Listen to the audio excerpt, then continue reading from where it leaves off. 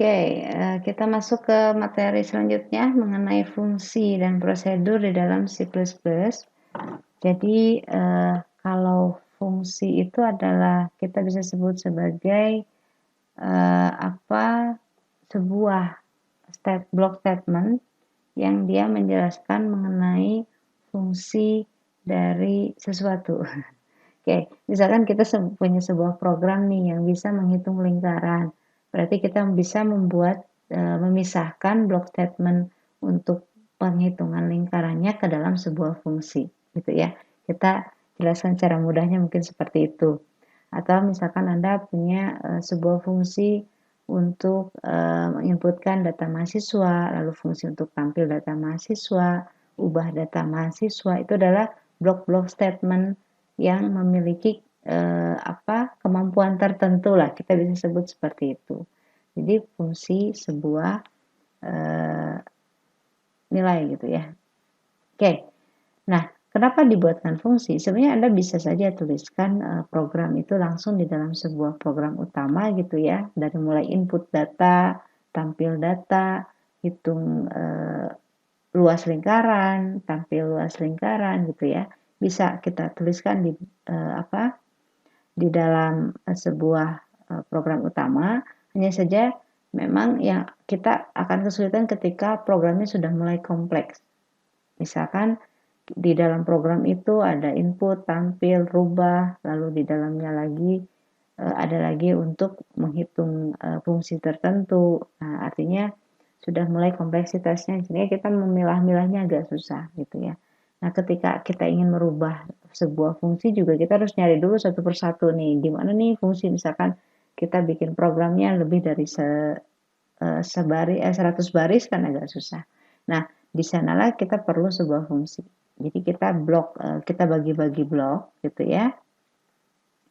Dari sebuah program utama ini kita akan pilah-pilah nih. Ini fungsinya apa? Ini fungsinya apa gitu ya. Ya contoh sederhananya yang sebelumnya sering kita coba yaitu fungsi input dengan tampil lah gitu ya. Seperti itu. Nah, ada dua jenis di C++, ada yang namanya prosedur atau fungsi tanpa nilai balik, yaitu void.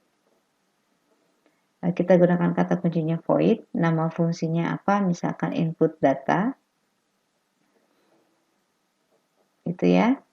Nah, fungsi ini, void ini adalah kita memanggil sebuah fungsi di mana fungsi itu tidak harus mengembalikan apapun, searah gitu ya. Kita suruh dia melakukan sesuatu, udah aja selesai. Nah, ada juga yang istilahnya adalah function atau fungsi yang memiliki nilai balik atau return value. Nah, di sini void-nya kita ganti dengan return value-nya. Apa yang harus diberikan, nilai apa yang harus diberikan dari fungsi tersebut. Misalkan kita punya float, jumlah, hitung rata misalkan ya. Nah, oke. Nah, si hitung rata ini harus mengembalikan sebuah nilai ke yang memanggilnya. Makanya yang memanggilnya nanti harus menampung nilai dari hasil return fungsi tersebut. Gitu ya. Misalkan float hitung rata, misalkan di sini ada datanya yaitu nilai X. Kita ingin menghitung rata-rata antara nilai X dengan nilai Y misalkan. Berarti dia harus mengembalikan sebuah nilai, tipe datanya harus float. Nah, kita bisa aja returnnya langsung X ditambah Y dibagi 2. Ini bisa gitu ya. Seperti itu. Oke, istilah-istilahnya adalah tadi ya, ada fungsi yang tanpa nilai balik, searah, diperintahkan untuk melakukan sesuatu, memanggil sebuah fungsi. Ada yang ketika kita panggil itu harus mengembalikan sebuah nilai. Sehingga ketika Anda memanggil sebuah fungsi yang ada return-nya atau nilai baliknya, kita harus punya penampung yang tipe datanya sama dengan ini. Misalkan di sini ada float, rata, misalkan ya, di mana rata adalah sama dengan nilai balik dari hitung rata gitu ya, yaitu X-nya misalkan kita isi 10, Y-nya 12. Nah, berarti hitung rata itu ada sebuah function yang nanti akan mengembalikan nilai berupa data float ke variabel rata. Disimpan ke sini hasil returnnya. Oke. Nah, di sini saya sudah jelaskan nih beberapa parameter ya. Ini ada yang namanya parameter function. Jadi kita parameter function itu adalah data yang dilewatkan melalui parameter yang akan dikirim ke fungsi. Jadi ini data yang kita lewatkan, dikirimkan. Nah, kalau kita mendeklarasikan sebuah fungsi itu parameternya ada 2, maka yang memanggil fungsi juga harus mengirimkan data 2 parameter. Gitu ya. Dan tipe datanya harus sama. Berarti kalau saya panggil fungsi hitung rata, tipe data yang dikirimkan harus integer, integer. Ini kita kirimkan 10 dengan 12 ke fungsi hitung rata. Gitu ya. Nah, itu adalah sebutannya parameter formal.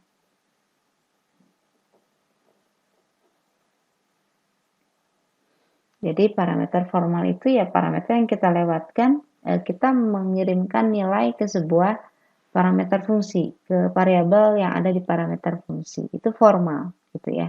Nah, sudah ada beberapa istilah, ada parameter formal, ada nilai balik dari sebuah fungsi, return value ya. Jadi ada 2 jenis, void dan float. Void dan return, yang ada return value-nya. Bisa aja ini double, karakter, string, dan yang lainnya ke depannya. Kita eksplorasi lagi. Oke, nah ini dasarnya gitu ya. Nah, kita contohkan dulu untuk fungsinya yang sederhana. Nah, fungsi itu harus punya prototipe fungsi ya. Lebih bagus kita definisikan sebuah prototipe fungsi.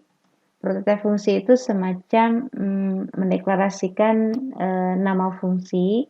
Jadi ada fungsi apa saja sih di program itu, kita deklarasikan sebuah daftar isinya lah, kita bisa sebut seperti itu. Misalkan tadi ya, kita punya void input data, misalkan ya. Lalu ada misalkan di sini float, parameter fungsi dideklarasikan di sini sebelum main. Oke, lalu kita punya float, misalkan tadi hitung rata misalkan.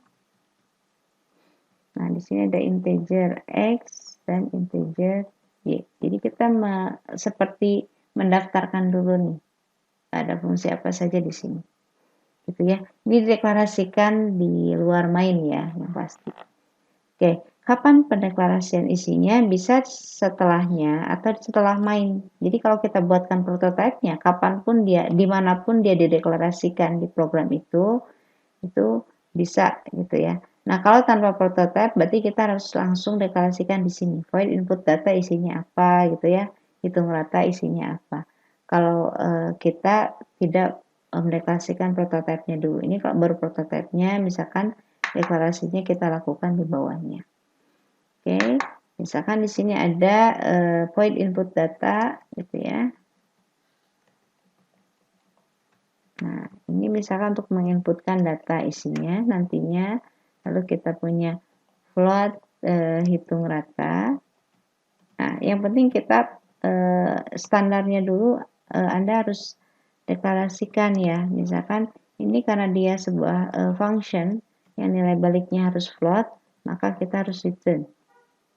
Returnnya apa? Misalkan tadi ya apapun gitu ya. Nah, ini nanti setelah kita menggunakan fungsi itu.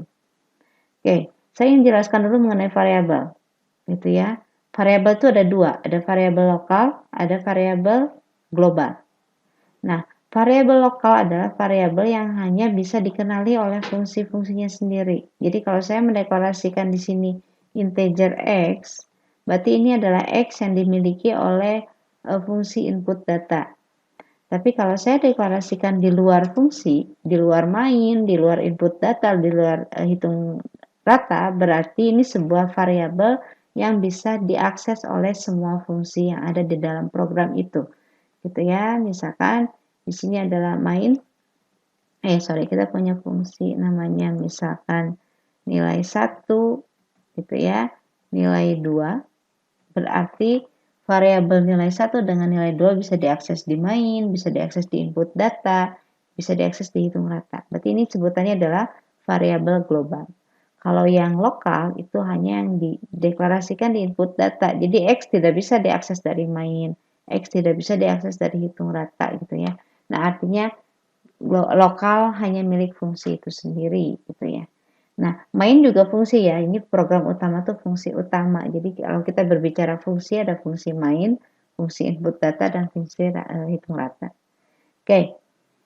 Nah, kita coba misalkan untuk input data ini kita ingin menginputkan nilai 1 dengan nilai 2 yang ada di variabel global. Jadi kita nggak harus deklarasikan lagi di input datanya. Gitu ya.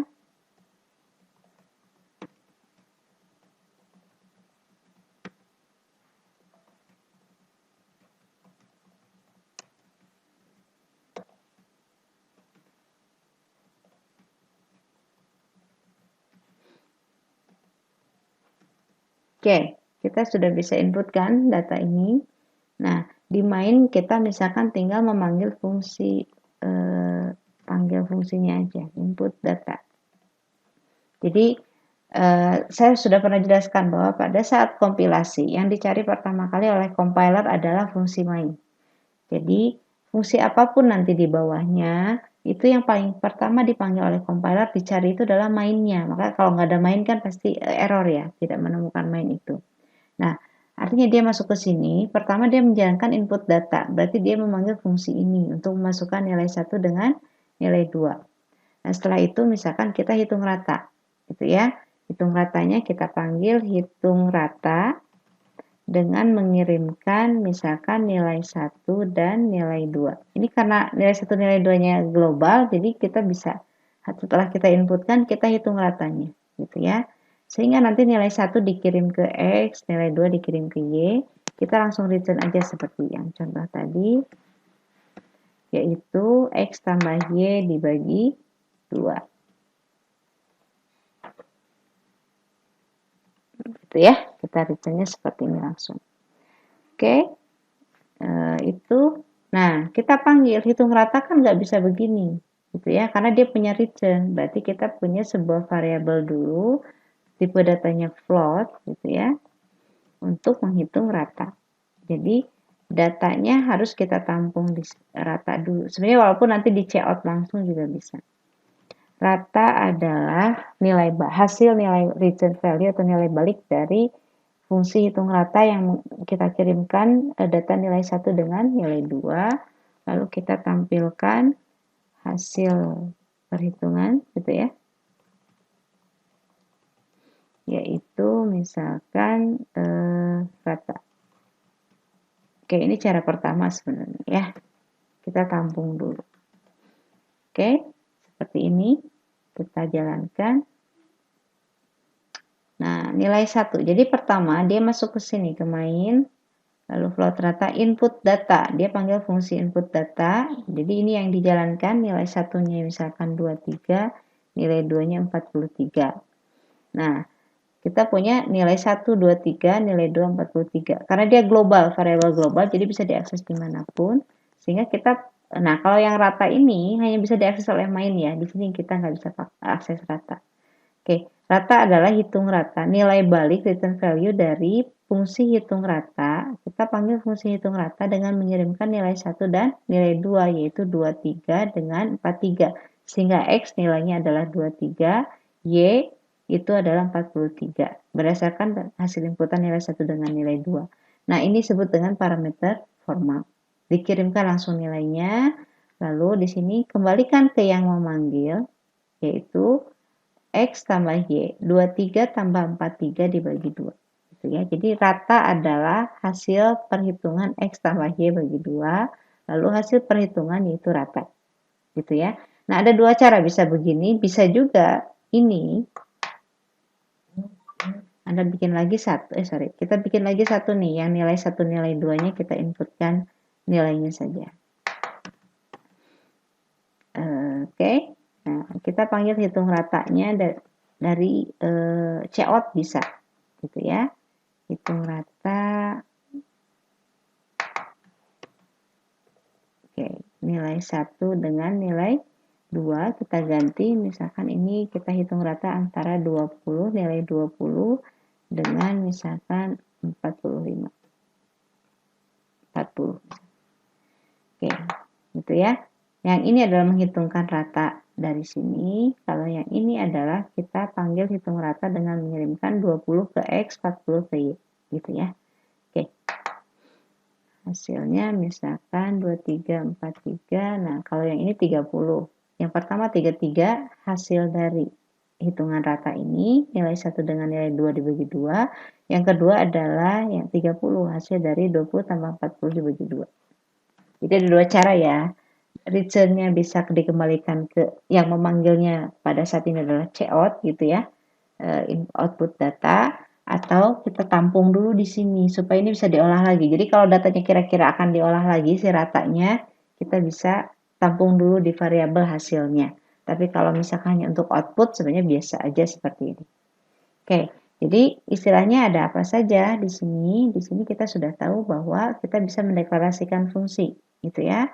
Ada fungsi yang tanpa nilai balik, kita deklarasikan menggunakan kata kuncinya void, jadi searah gitu ya, hanya satu arah. Ada yang dia memberikan nilai balik gitu ya, return value-nya harus jelas. Di sini return value-nya, jadi void-nya diganti dengan return value.